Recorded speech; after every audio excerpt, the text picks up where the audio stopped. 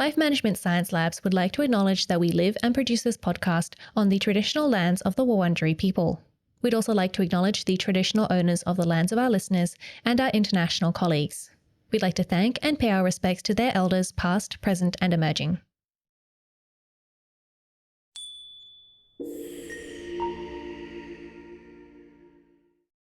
Hi everyone, and welcome to Room by Room, the Home Organisation Science Insights podcast, produced by LMSL, the Life Management Science Labs.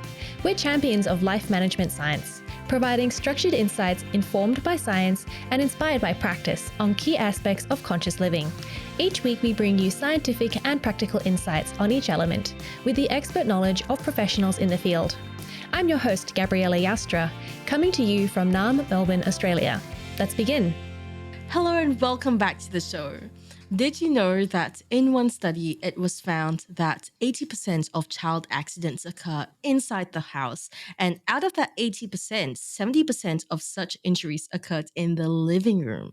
So today, we're looking at home organization that does the double duty of ensuring that the safety of the little ones is intact while teaching them independence. And guiding us through this is business lecturer Taghreed Hikmet, who has co-written an article on the conversation about reining in clutter and staying tidy.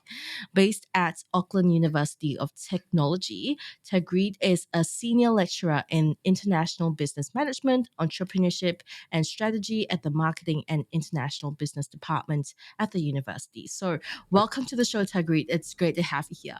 It's a pleasure to be here. Looking forward to our interesting conversation. Likewise.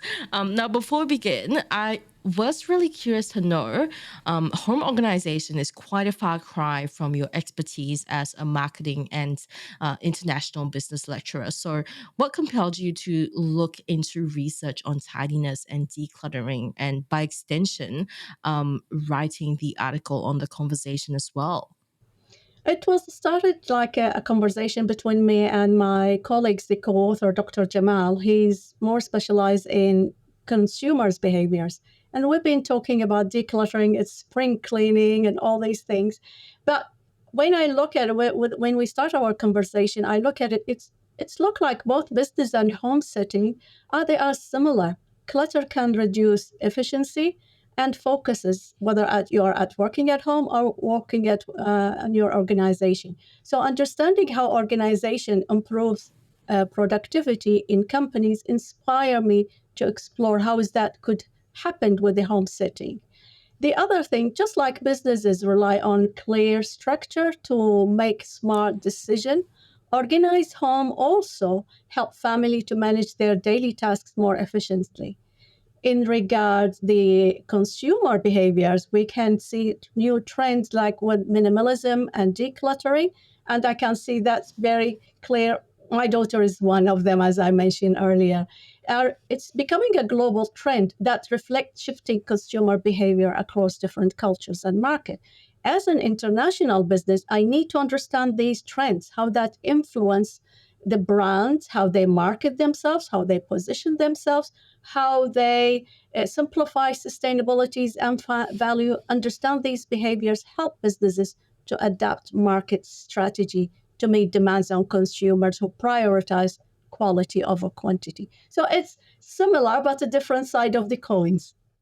Yeah, that's really well explained. And I used to be one of those people who thought that they thrived in clutter and just absolutely loved the mess. Didn't not so much love, but more of just like can't be bothered to organize. And I've since like improved that aspect of my life so much, and it's done me such wonders. It's just a lot more efficient.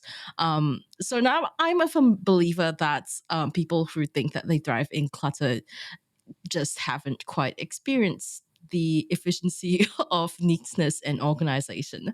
But before we go further into detail about that, let's talk about you and get to know you a bit better. This is Have You Met Taghreed? And my first question is, what is your favorite book? To be honest, I love books. And the recent one I like is the Atomic Habits by James Clear. It is teach you how to make small changes that will transform your habits and deliver amazing results by starting by small steps, small things. Give you a practical guide to create good habits, break bad ones, how to get 1% better every day rather trying to be overachiever 100%, which is very hard. The heart of this author philosophy is breaking free from determined habits. How you break free from these habits you've grown up. For you, Mary, it's your clutter. How you're going to break free from these declutters. So every day you have a small steps. It's 1%, and then by the end of the month or by the end of the year, you can see a big improvement. So he Yeah. has 4 laws for behavior change: is cue, craving, response, and reward. Yeah, I found that very very useful in my life as well. But it is a really popular book, so I'm curious to know what is something that you like about the book that you haven't quite heard other people talk about yet. It's about don't be hard about yourself, just accept who you are and go with your pace. People are different. People have well, perfections is different for them. Don't be hard on yourself. Start with baby steps. This is what I like. It's more realistic approach. Yeah, that's so true. And what about movies? Are there any that you've enjoyed recently? Oh, believe it or not, one of my favorite movies is Pursuit for Happiness by Will Smith and his son. I really like it how his perseverance leads to professional success and having a financial stability. It highlights how the power of hope and hard work make you achieve whatever you want, no matter what your circumstances. Yeah. And what about podcasts? Are there any that you're listening to at the moment? Have you heard about Organize 365 by No. Lisa Woodruff? No, I've not heard about it. It's in a YouTube things. She's focusing on practical strategy for home organization and decluttering, and creating system that work for busy families. So Lisa shares insight on how to balance life, home, and work while maintaining orders. So she creating organizations that they come and help you to declutter or store your stuff, and then you can go and use it or share it with the others, which is Yeah. interesting way.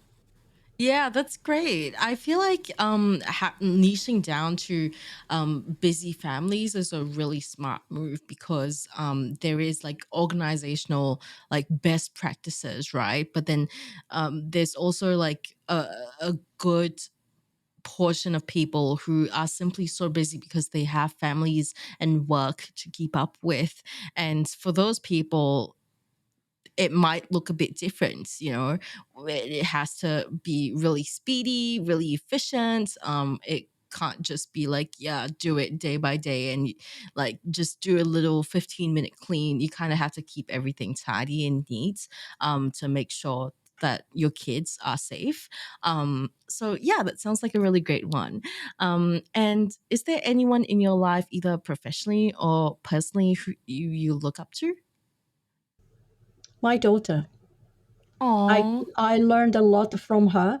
She's an artist, and she get when something is get makes if you put something in the wrong place, she start thinking, oh, that's eyesore, and then she start doing all these things like having minimum things because she's flatting at the she used to flat for a long time during her student life, and she always liked to travel light. So when I went and visited her and look at her wardrobe, I said, hey, look, what's that? She said, I don't need them. I don't party that much. I don't. So that's make me thinking, do we need all these clothes? Do we need all these things we used to? We might need it one day. So yeah, that's make me think more. yeah, wow. I think maybe your daughter might be my role model as well because I'm certainly not like that. I've had to try really hard to declutter and become a little bit more minimalist. But aside from that, has there been a course or a class that you've taken that has inspired you or stuck with you to this date? Uh, to be honest, one of my favorite courses, it was global organizational behavior. That's highlighting decision making in cluttered environment. So it within that, it's with the global organizational is having diverse system like families, like for example, families like a global organization struggled with aligning different organizational styles because we've got different members in the family, and if each one of them they have different preferences. Also, there is a need for an organization. You need to role of clarity. So unclear rules, unclear this, it make the organization and messy. They don't reach their goals and inefficient, and there is undefined responsibility. So if you don't have a clear roles, so there will be undefined responsibility at home, which might lead to clutter and disorganization. Also, within the organizational behavior, we are dealing with different culture, with different markets. You need to be more adaptable. So similarly, the family needs adaptability.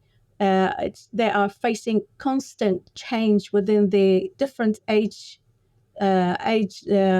stage for the family members.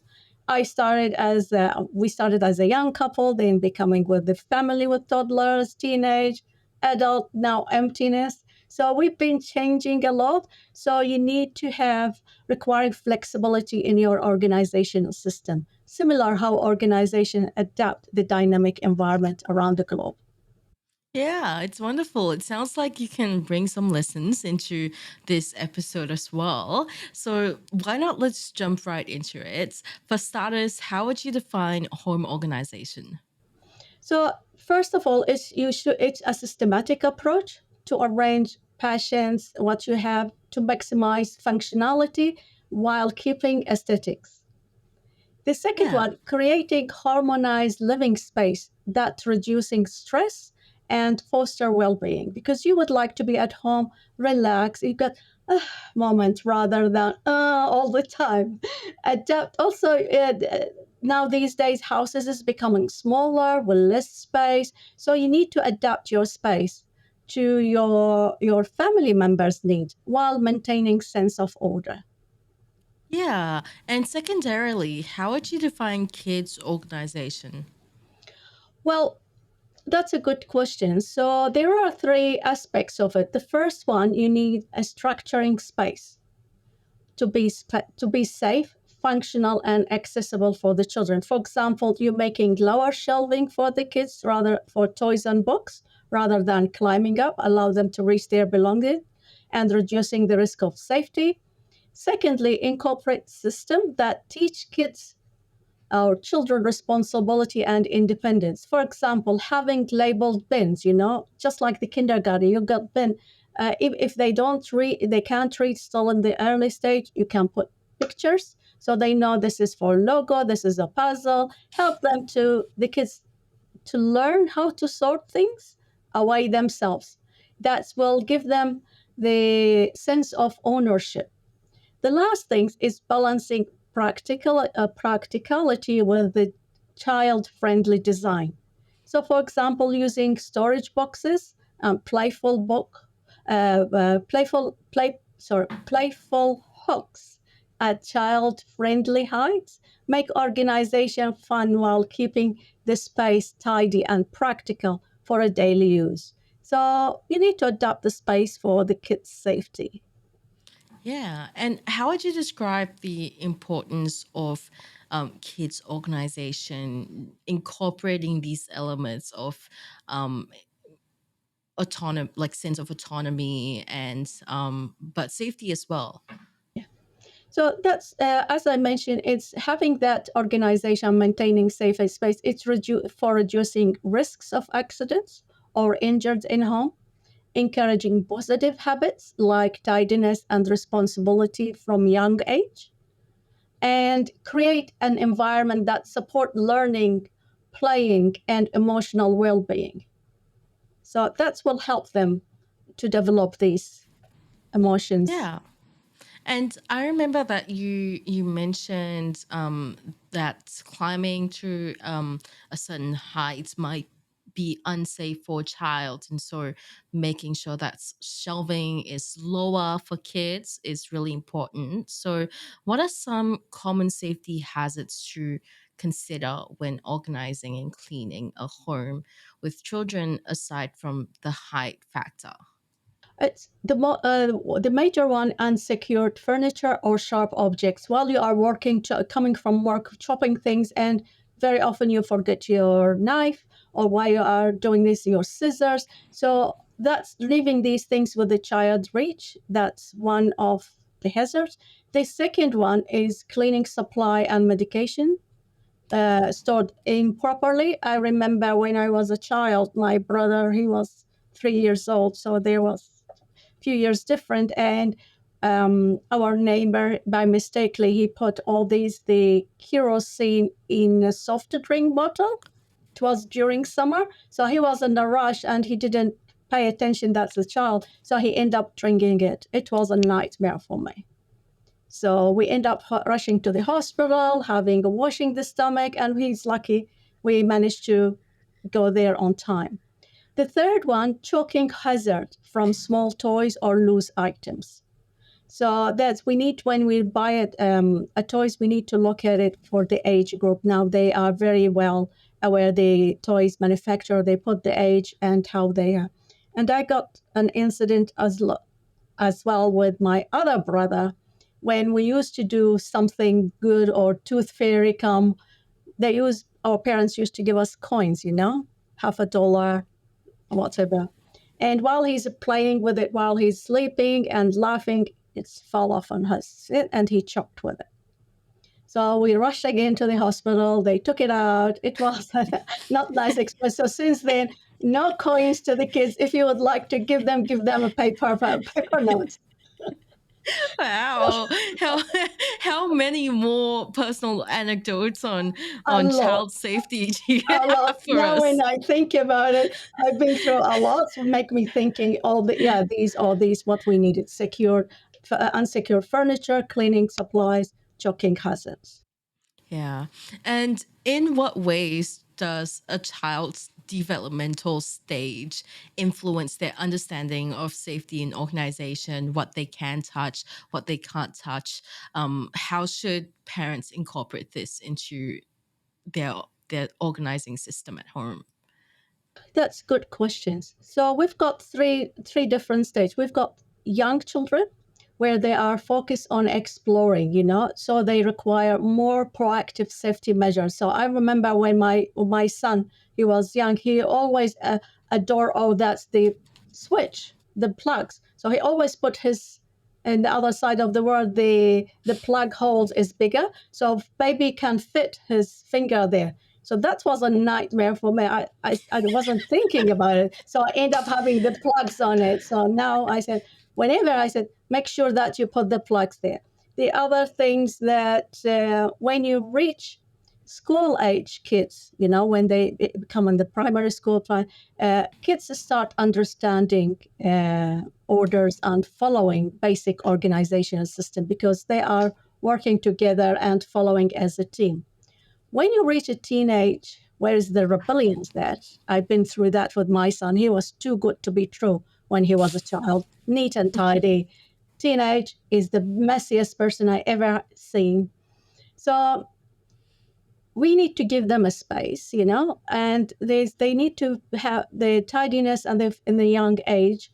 They might in the teenage the time they might have a rebellions or anti things. Let them explore that, but believe me, it's these habits still in them. So later on, give them exploring. The more you say no, the more they become persist to do it. Just give them a space, back up for a week or two, and then you can see them, they are doing it. And when they involve in organizing their own space, they start becoming independence because they are creating their own stuff. For example, when my daughter was living in our place, she was an artist. She decided to make a collections of picture frames.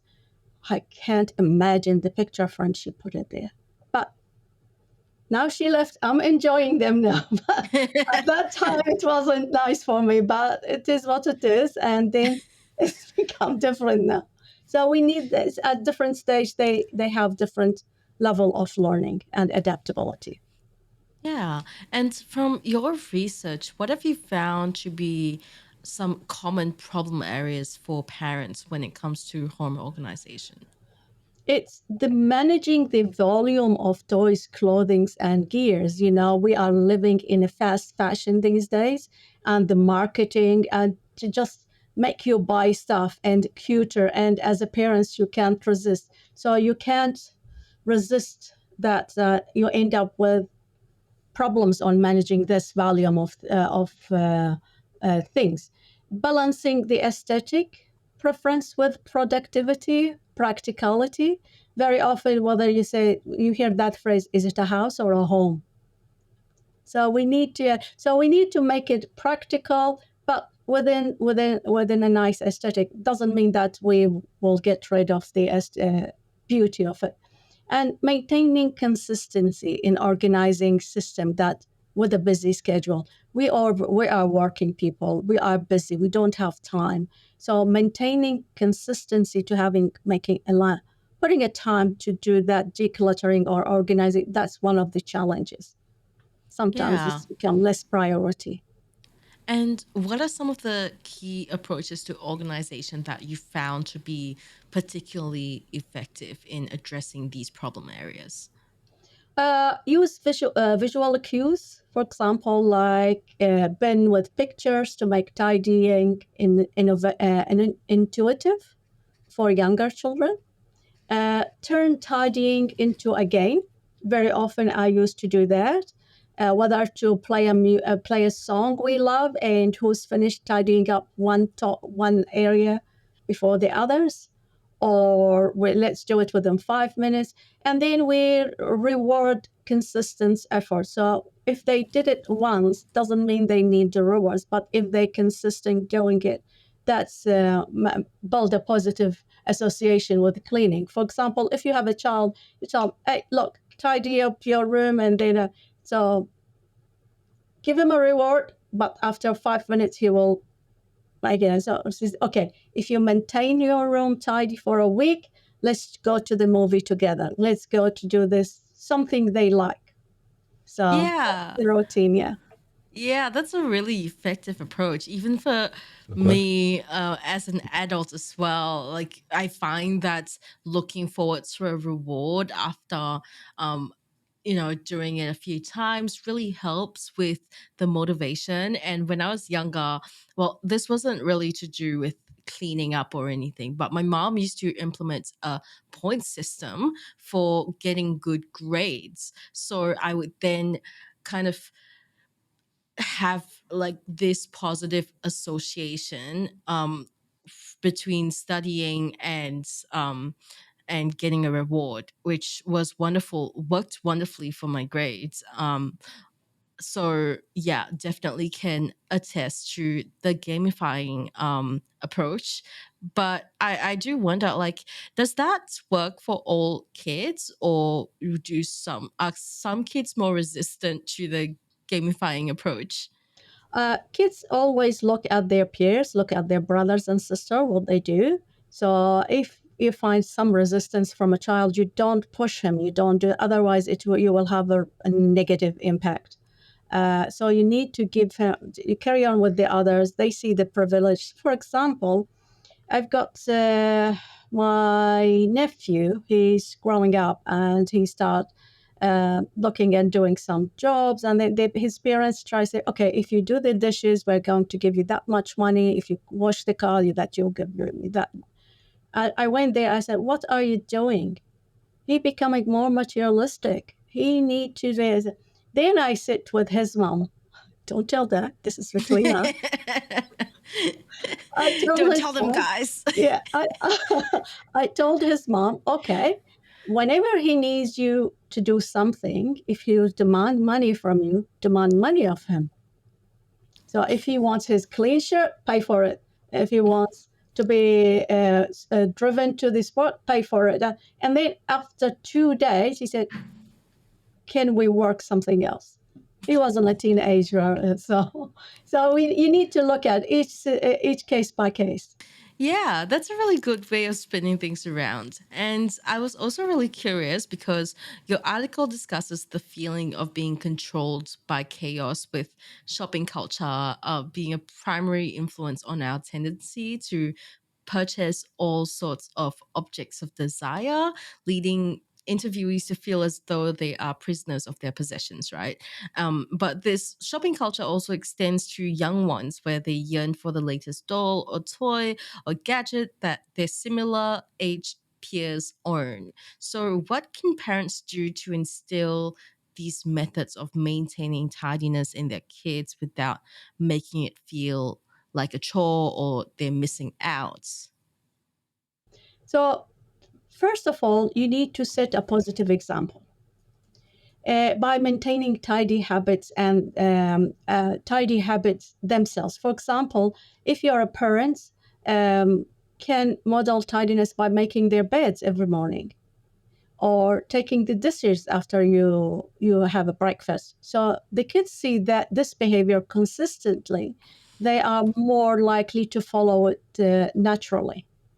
The other one, integrate tidying into fun routine or challenge. As I mentioned, that's 5 minutes, speed up, clean up, tidy up, who's faster, playing favorite songs. Also focus on teamwork and a family effort. So rather than assign a blame for messiness for one person, it's we have a family cleanup hour or family cleanup routine 10 minutes before we go, where everybody included. Parents clean up apart from the house together, working in the garden. That creates sense of a teamwork and show that tidying is shared responsibility, not a punishment for being a messy. Everybody could be messy at one stage or other.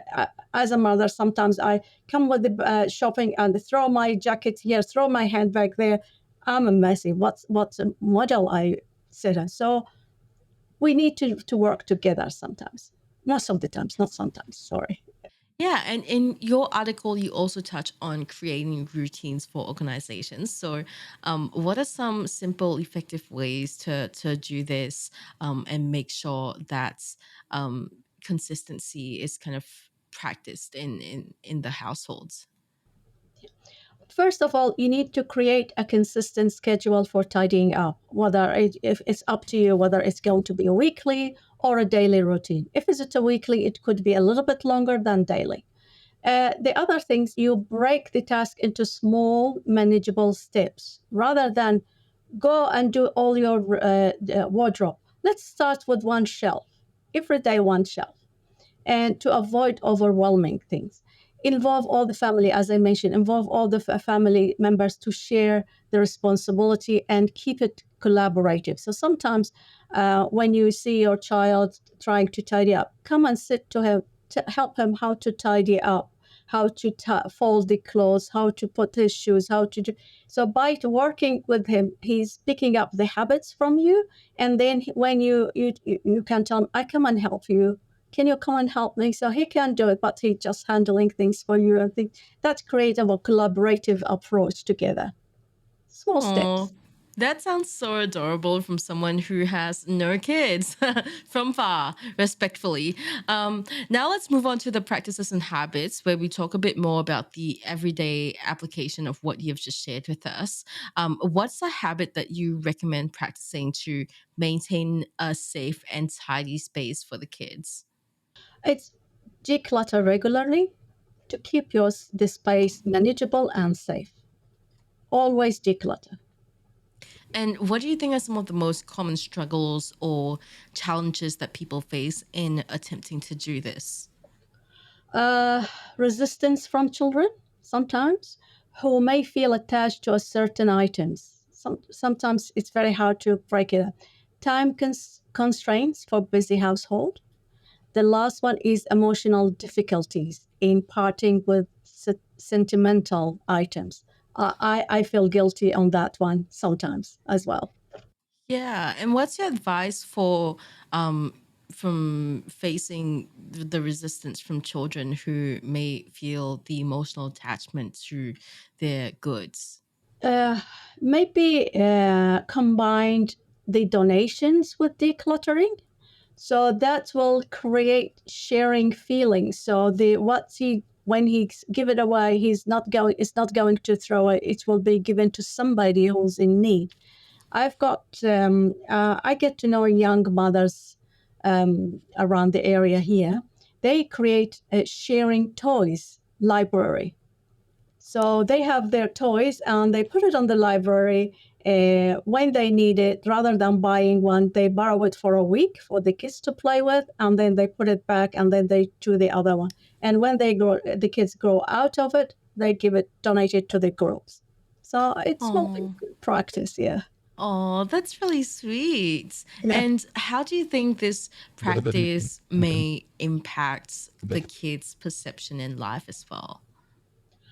Uh, So that's foster sense of control. They have sense of control what they keep, what they give, and they have a peace and satisfaction in the daily life. So they are doing something for the whole good. At the same time, they maintaining neat and tidy place. They always get something new or sharing and all these things. So absolutely enhance both physical and mental well-being. Yeah, it sounds like these practices also just kill multiple birds in one stone, metaphorically, of course. They help to train the child's sense of autonomy. They also help to shape their sense of morality and responsibility as well. So, thank you for sharing that with us. It's been such a pleasure talking to you. Now let's move on to the open mic segment. And this is your opportunity to talk about anything that you're passionate about. And it doesn't have to be related to the topic. So the floor is entirely yours. Take it away. Oh, thank you. So it's the important things I will say. I see it here is fostering creativity and independence in children through their environment. So give them a space to express themselves. So don't be hard on them. Don't be hard on you, because as a parent, you maybe you are the first time parents. You are learning when they are growing. If you have a second child for the normally for the second child you'll be more experienced and you know how to do it, but for the first one you are learning. You're just like them, so don't be hard on yourself. Just be yourself and create space, safe environment for making mistakes. Don't judge them. Yeah. Yeah. Yeah, I agree with that. I'm a first child, so I was basically the guinea pig child, and I had very little freedom in my childhood. Tell me about And it. Me too. yeah, yeah. And recently I talked to my parents because they're at the age now of retirement, and the last kid is going off to college. And they have loosened up a lot in terms of parenting, and witnessing now, it's just so different what my brothers go through compared to what I went through in childhood. And I occasionally would have these conversations with them, like just looking back on what my life was like before. And I'd ask them, like, why did you do this or that?